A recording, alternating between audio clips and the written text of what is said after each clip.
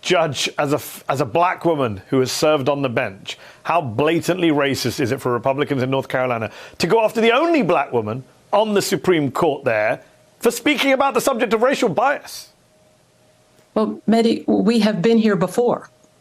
After the Civil War, during Reconstruction, formerly enslaved men had the vote and used it to elect African-American men into office throughout the South. So let's take Georgia.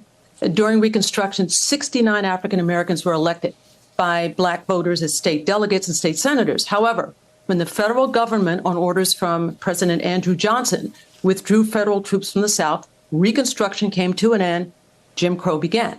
In Georgia, white Southerners used terror, intimidation, and the KKK to, in their words, redeem the state.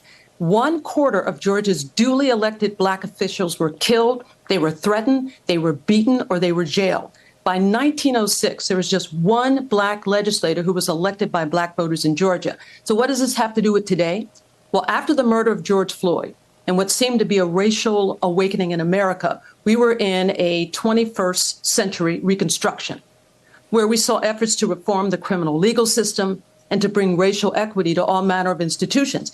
But I fear now, as in Georgia, North Carolina, Wisconsin, that history repeats. We are seeing blatant efforts by the GOP to remove our lawfully elected judges, state representatives, and prosecutors who are almost exclusively African American. I believe what we are witnessing today is Reconstruction Redux.